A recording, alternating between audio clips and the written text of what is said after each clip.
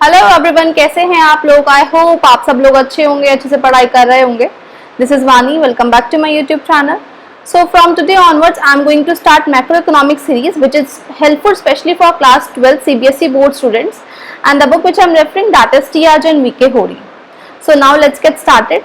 So in today's lecture, we are going to discuss chapter 1, that is the introductory part of macroeconomics. आज के lecture में हमें ये देखना है कि मैक्रो इकोनॉमिक्स एक्चुअल में क्या होता है, क्या चीजें हम पढ़ते हैं मैक्रो इकोनॉमिक्स में, क्या डिफरेंस है माइक्रो और मैक्रो के बीच में, वो चीजें हम पढ़ेंगे आज का। ये पूरा इंट्रोडक्टरी पार्ट रहने वाला है हमारा। नेक्स्ट क्लास से हम चैप्टर 2 स्टार्ट करेंगे, जिसमें हम स्टार्ट करेंगे अपना मैक्रो इकोनॉमिक्स में क्या क्या चीजें, क्या क्या टॉपिक्स आते हैं। So now let's get started.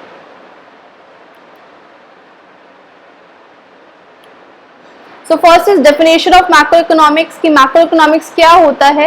macroeconomics ये वो ब्रांच ऑफ इकोनॉमिक्स है जिसमें हम इकोनॉमिक प्रॉब्लम और इकोनॉमिक इशू को स्टडी करते हैं at the economy as a whole. मतलब जो भी इकोनॉमिक प्रॉब्लम है हमारी इकोनॉमी में, जो भी इकोनॉमिक इश्यूज है, उनको होल लेवल पर जब हम स्टडी करते हैं तो वो हम मैक्रो इकोनॉमिक्स में स्टडी करते हैं। जैसे यहाँ पर लिखा हुआ है, जो भी इकोनॉमिक इश्यूज है, जो भी इकोनॉमिक प्रॉब्लम है, वो हम पूरे इकोनॉमी को होल लेवल पर स्टडी करेंगे तो वो हम मैक्रो इकोनॉमिक्स में स्टडी करेंगे।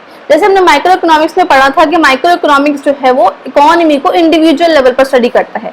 वहां पर हम इंडिविजुअल की डिमांड, इंडिविजुअल की सप्लाई देखते थे, लेकिन यहाँ पर हम इकोनॉमी को होल लेवल पर पढ़ते हैं, किसमें, मैक्रो इकोनॉमिक्स में। तो और जो मैक्रो है, ये वर्ड जो आया है वो ग्रीक वर्ड से आया है जिसको हम बोलते हैं macros, and macros means large. Large अगर हम इकोनॉमी बोले तो इकोनॉमी एज अ होल। तो मैक्रो जो वर्ड है वो ग्रीक वर्ड से आया है जिसको बोलते हैं मैक्रोज, और मैक्रोज का मतलब होता है लार्ज, और लार्ज यहाँ पर मतलब है इकोनॉमी एज अ होल। जब हम इकोनॉमी को होल लेवल पर स्टडी करते हैं, पूरी इकोनॉमी को जब हम साथ लेकर चलते हैं, पूरी इकोनॉमी की जब हम स्टडी करते हैं तो वो हम मैक्रो इकोनॉमिक्स में स्टडी करेंगे, राइट। अब कुछ एग्जांपल्स हैं यहाँ पर मैक्रो इकोनॉमिक्स में हम क्या क्या चीजें पढ़ते हैं, क्या क्या होल लेवल पर पढ़ते हैं। जैसे कि employment level in an economy, जब हमें पूरी इकोनॉमी का एम्प्लॉयमेंट लेवल देखना है तो वो हम मैक्रो इकोनॉमिक्स में पढ़ेंगे कि कितना एम्प्लॉयमेंट लेवल चल रहा है इकोनॉमी में, कितने लोग अनएम्प्लॉयड हैं, तो वो हम मैक्रो में पढ़ेंगे। ऐसी problem of price rise in an economy, जिसको हम बोलते हैं इन्फ्लेशन, इन्फ्लेशन की जो भी प्रॉब्लम है वो सब हम किस में पढ़ते हैं, मैक्रो इकोनॉमिक्स में पढ़ते हैं। अभी हमने इंडिविजुअल का प्राइस राइज देखा, इंडिविजुअल की डिमांड सप्लाई, वो हम माइक्रो में पढ़ रहे हैं, लेकिन हम पूरे इकोनॉमी का प्राइस राइज, इन्फ्लेशन, डिफ्लेशन की सिचुएशन को जो हम पढ़ते हैं तो मैक्रो में स्टडी करते हैं। नेक्स्ट एग्जांपल है demand for all goods and services in an economy. जैसे हमने बात करी थी कि माइक्रो में हम इंडिविजुअल डिमांड, इंडिविजुअल सप्लाई पढ़ते हैं, यहाँ पर हम सारे गुड्स की डिमांड और गुड्स एंड सर्विसेज की डिमांड को जब हम पूरे aggregate means total, aggregate means होता है टोटल, जब हम टोटल डिमांड, टोटल सप्लाई की स्टडी करते हैं तो वो हम मैक्रो में स्टडी करेंगे, राइट। तो ये है हमारा पूरा मैक्रो का डिस्क्रिप्शन कि मैक्रो इकोनॉमिक्स होता क्या है, क्या स्टडी हम करते हैं। नेक्स्ट आता है यहाँ पर difference between micro economics and macro economics, कि माइक्रो और मैक्रो में क्या डिफरेंस होता है। जो हमने 11th क्लास में स्टडी करा है, माइक्रो इकोनॉमिक्स पूरा पढ़ा है। अब हम देखेंगे माइक्रो और मैक्रो में क्या डिफरेंस है। तो मैक्रो जो है, यहाँ पर लेवल ऑफ स्टडी हम देखते हैं, मैक्रो में जो स्टडी करते हैं हम problem of scarcity and choice at the economy as a whole level. हमें पता है नॉर्मली हम इकोनॉमिक्स में क्या पढ़ते हैं, हमारी जो मेन प्रॉब्लम होती है वो क्या होती है, प्रॉब्लम ऑफ चॉइस। और हमारे पास जो स्केयर रिसोर्सेज, हमारे स्केयर्स हैं, उन स्केयर रिसोर्सेज को कैसे हम यूटिलाइज करें जिससे हमें मैक्सिमम लेवल ऑफ सेटिस्फैक्शन मिले। तो मैक्रो इकोनॉमिक्स में जब हम इस प्रॉब्लम को स्टडी करेंगे तो वो हम होल लेवल पर स्टडी करेंगे, पूरी इकोनॉमी को लेकर चलेंगे। और वहीं हम जब माइक्रो में इसको स्टडी कर रहे हैं, problem of scarcity and choice को, यहाँ पर हम इंडिविजुअल लेवल पर पढ़ रहे हैं, इंडिविजुअल कंज्यूमर और प्रोड्यूसर के लेवल पर पढ़ रहे हैं, लेकिन मैक्रो में हम वही चीज होल लेवल पर पढ़ेंगे। नेक्स्ट आता है इकोनॉमिक वेरिएबल क्या यूज करते हैं। तो मैक्रो इकोनॉमिक्स में जो भी वेरिएबल्स यूज होते हैं वो aggregate demand and aggregate supply use होती है। एग्रीगेट मैंने बताया, aggregate means total, aggregate means होता है टोटल। जब हम टोटल डिमांड की हम बात कर रहे हैं, टोटल सप्लाई की बात कर रहे हैं, तो वो मैक्रो इकोनॉमिक्स में पढ़ेंगे। ऐसे जो माइक्रो इकोनॉमिक्स में जो भी वेरिएबल यूज होते हैं, यहाँ पर ये पॉइंट गलत लिखा हुआ है, यहाँ पर जो भी वेरिएबल्स यूज होते हैं, यहाँ पे इंडिविजुअल के वेरिएबल्स यूज होते हैं, मतलब इंडिविजुअल के डिमांड और इंडिविजुअल की सप्लाई। तो यहाँ पर हम इंडिविजुअल की डिमांड और सप्लाई की बात करेंगे, तो वो हम कहां पर करेंगे, माइक्रो में, राइट। नेक्स्ट आता है और क्या डिफरेंस है, next decisions, economic decisions taken by. अब मैक्रो इकोनॉमिक्स में इकोनॉमिक डिसीजंस कौन लेता है और माइक्रो में इकोनॉमिक डिसीजंस कौन लेता है। तो मैक्रो में जो भी डिसीजंस होंगे वो सब कौन लेगा, क्योंकि इकोनॉमी हो लेवल पे पढ़ रहे हैं, तो यहाँ पे जो भी इकोनॉमिक डिसीजंस हैं वो इकोनॉमिक इंस्टीट्यूशंस लेंगे, जैसे कि आरबीआई हुआ, सेबी हुआ, ये सब इकोनॉमिक डिसीजंस लेंगे मैक्रो इकोनॉमिक्स में।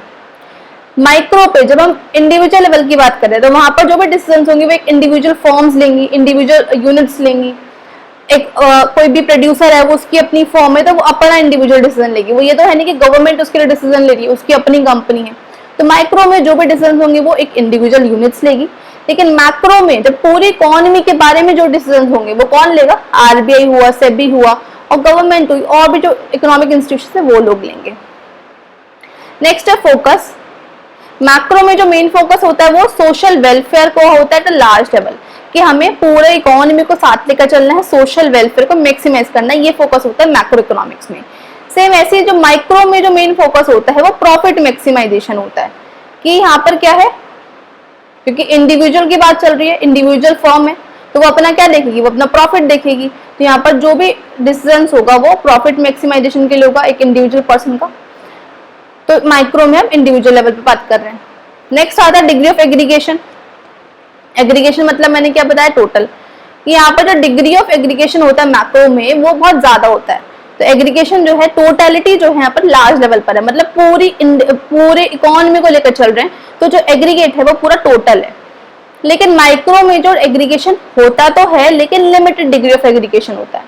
लिमिटेड डिग्री ऑफ एग्रीगेशन का मतलब कि कुछ फॉर्म्स, जैसे कि कुछ फॉर्म्स मिलकर, जैसे 2-3 फॉर्म्स हैं वो सब पूरी एक इंडस्ट्री बन गई, तो ये हमारा एक डिग्री ऑफ एग्रीगेशन हो गया।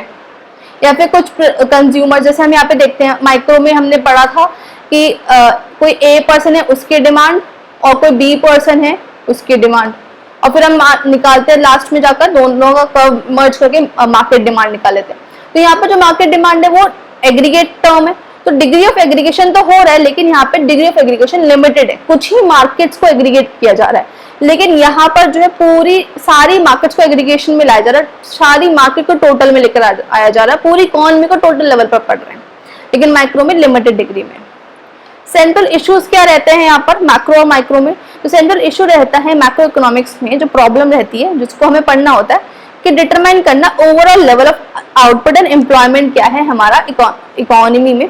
तो मतलब एक तरीके से जीडीपी को देखना, कि जीडीपी डिटरमाइन करना कि हमारी इकोनॉमी की जीडीपी, हम देखते हैं कि हर बार की बात होती है कि जीडीपी इस बार इतनी बढ़ गई, इतनी कम हो गई है।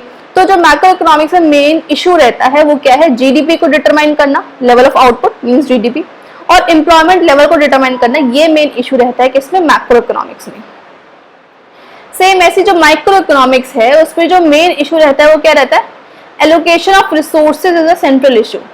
रिसोर्सेज को एलोकेट करना, जैसे हमने 11th क्लास में अपना चैप्टर स्टडी किया है, चैप्टर 1-2 में हम पढ़ते हैं कि हमारे पास रिसोर्सेज कैसे हैं, लिमिटेड हैं, और हमारे जो वांट्स हैं वो अनलिमिटेड है। तो अपने रिसोर्सेज को इस तरीके से एलोकेट करना जिससे हमें मैक्सिमम लेवल ऑफ सेटिस्फैक्शन मिले।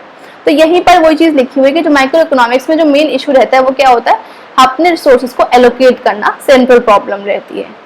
I hope you are understanding well the difference between microeconomics and macroeconomics. तो ये पूरा डिफरेंस है इन दोनों के बीच में, right?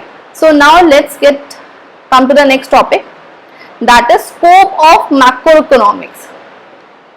कि macroeconomics का क्या स्कोप है, क्या हम पढ़ते हैं macroeconomics में, what we are studying in macroeconomics. तो scope means क्या हम पढ़ रहे हैं, what। तो पहला क्या पढ़ते हैं, एस्टिमेशन ऑफ, देखो जो भी ये पॉइंट्स लिखे हुए हैं यहाँ पर, ये सारे पॉइंट्स ये रिवील करते हैं, ये सारे पॉइंट्स आपके चैप्टर्स हैं, पूरी बुक के जो भी चैप्टर्स आप पढ़ने वाले हो आगे, तो ये पूरे चैप्टर्स यही चैप्टर्स है सारे। तो यही चीजें हम पढ़ते हैं मैक्रो इकोनॉमिक्स में। तो यही स्कोप है हमारा मैक्रो इकोनॉमिक्स का। ये मैक्रो इकोनॉमिक्स में बेसिकली हम क्या पढ़ते हैं, estimation of national income and related aggregates. Macro economics में ही हम अपनी नेशनल इनकम को एस्टिमेट करते हैं और उससे रिलेटेड जो भी एग्रीगेट्स होते हैं उनको हम एस्टिमेट करते हैं। हम रिलेटेड एग्रीगेट जैसे कि हम NNP-FC निकालेंगे, वो हम पूरा डिटेलिंग में पढ़ेंगे जो नेशनल इनकम का चैप्टर आएगा 3rd and 4th chapter. NNP-FC मतलब होता है नेशनल इनकम, NDP-FC हो गया, NDP-MP हो गया, GDP-MP, ये सब एग्रीगेट्स होते हैं।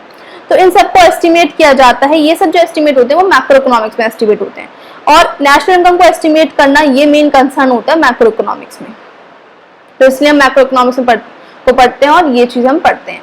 नेक्स्ट आता है थ्योरी ऑफ एम्प्लॉयमेंट। एम्प्लॉयमेंट की थ्योरी को भी हम मैक्रो इकोनॉमिक्स में पढ़ते हैं कि एम्प्लॉयमेंट की क्या, एम्प्लॉयमेंट लेवल कितना चल रहा है, क्या अनएम्प्लॉयमेंट है हमारी इकोनॉमी में, कितना अनएम्प्लॉयमेंट रेट चल रहा है, किस टाइप की अनएम्प्लॉयमेंट्स हैं, डिस्गाइज अनएम्प्लॉयमेंट, वॉलंटरी, इनवॉलंटरी, ये सब चीजें हम पढ़ते हैं मैक्रो इकोनॉमिक्स में। तो ये हम पढ़ेंगे थ्योरी ऑफ एम्प्लॉयमेंट के चैप्टर में, which is a part of Indian economics.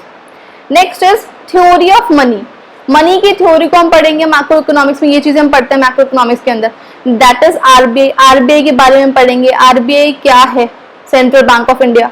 साथ ही साथ आरबीआई के क्या क्या फंक्शंस होते हैं, क्या क्या फंक्शंस आरबीआई परफॉर्म करता है, वो अपनी जो हमारी इकोनॉमी में जो भी इन्फ्लेशन और डिफ्लेशन वाली सिचुएशंस होती हैं उनको कैसे करेक्ट किया जाता है, उसके लिए गवर्नमेंट के मींस आरबीआई के पास दो पॉलिसीज होती हैं, that is qualitative and quantitative policies. उसके थ्रू आरबीआई इन दोनों सिचुएशन को करेक्ट करता है। अभी इन्फ्लेशन डिफ्लेशन क्या होता है इसको हम पूरा अच्छे से स्टडी करेंगे। अभी मैं ओवरव्यू दे देती हूँ।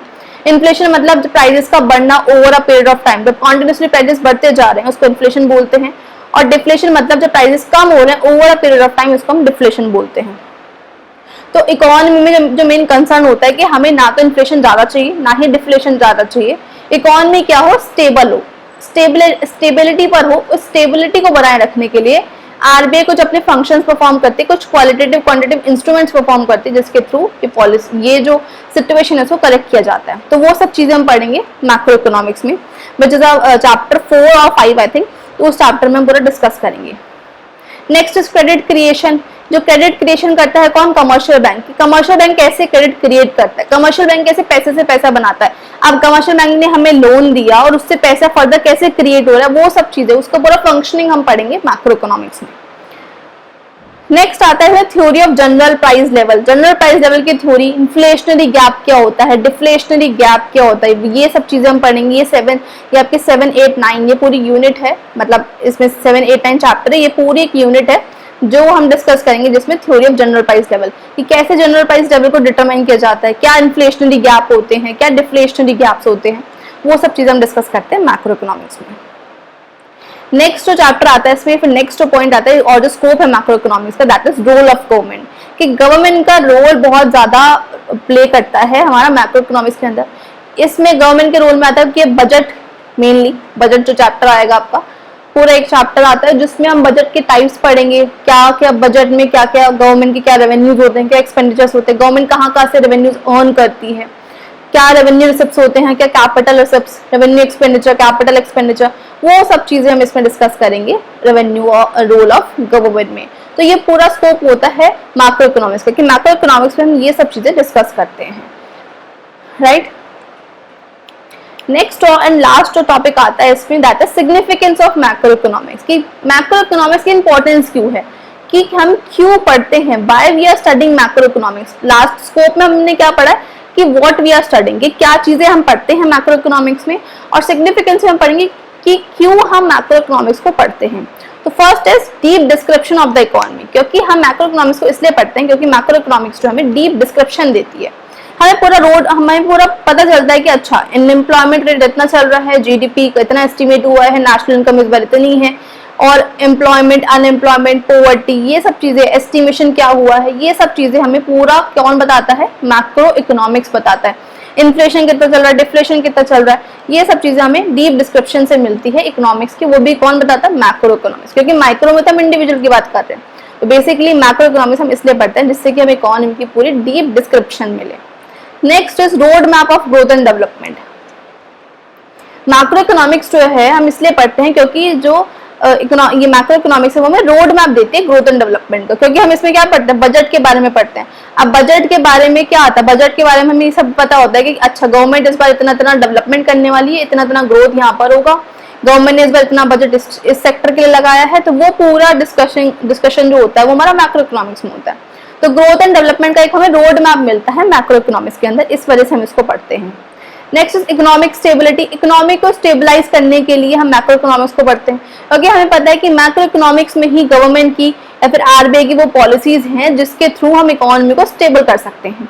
तो उन पॉलिसीज को पढ़ने के लिए, अगर हमें वो पॉलिसीज ही नहीं पता होगी गवर्नमेंट की, आरबीआई की क्या क्या पॉलिसीज है, रेपो रेट क्या होता है, बैंक रेट, ये सब क्या होता है, तो उससे तो हम इकोनॉमी को स्टेबलाइज कर ही नहीं पाएंगे जो भी इकोनॉमिस्ट होंगे।